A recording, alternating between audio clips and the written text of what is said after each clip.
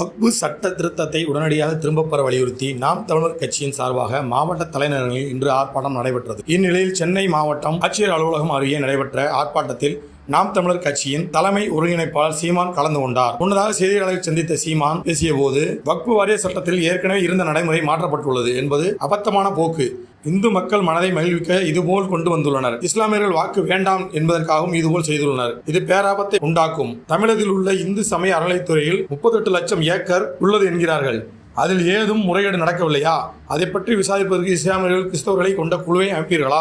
அரபு நாடுகளில் பெரிய பெரிய அளவில் இந்து கோயில்களை கட்டியுள்ளனர். நமது பிரதமர் அங்கு சென்று கோயிலை திறந்து வைத்து உரையாற்றியுள்ளார். பாகுபாடு பார்த்துக் கொண்டிருப்பது தேசப்பற்றுக்கு எதிரானது. கடந்த கால நிகழ்வுகளால் மக்கள் அச்சத்தில் உள்ளனர். திருப்பதி தேவஸ்தானத்தில் 2 இஸ்லாமியர்களை சேருங்கள் பார்ப்போம். தமிழக இந்து சமய அறநிலையத்துறையில் இஸ்லாமியர்கள் சேர்க்க வேண்டும். அங்குதான் பெரிய கோயில் நிலங்கள் ஆக்கிரமிக்கப்படுவதாக சான்றுகளை நானே தருகிறேன். கரூரில் லட்சக்கணக்கான மக்களுக்கு தேர்தல் நேரத்தில் கோயில் நிலத்தில் வீடு கட்டி குடியிருப்பது என கூறிய இந்த ஆட்சியாளர்கள் தான் இன்று கோயில் நிலத்தை ஆக்கிரமித்து விட்டீர்கள் என இடிப்பதும் இவர்கள்தான். அறிவு உள்ளவர்கள் ஆட்சியில் நடக்கும் செயலா இது? பொதுவான மக்களுக்கு அதிக கேள்விகள் உள்ளது. சட்டத்தை இயற்றிவிட்டீர்கள், மேலும் மாநில அரசுகள் நிர்வகிக்கலாம் என கூற வேண்டும். மாவட்ட ஆட்சியர் யார் கட்டுப்பாட்டில் இருப்பார்கள்? உளவுத்துறை சொல்வது தான் செய்வார்கள். தம்பி உதயநிதி வக்பு வாரிய இடத்தில் விளையாட்டு மைதானம் கட்டி கொடுத்தார்.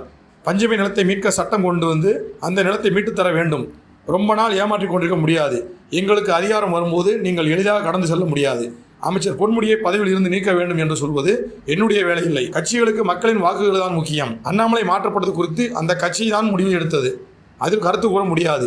இந்து சொத்துக்களை பராமரிக்க 2 இஸ்லாமியர்கள் கிறிஸ்தவர்களை போட முடியுமா உங்களால்? 40 முனை என்றாலும் நாங்கள் தான் கூர்முனை என்று தேர்தலில் தனித்து நிற்போம். இந்த நாட்டில் மக்களோடு தான் நிற்போம் என்றார் சீமான்.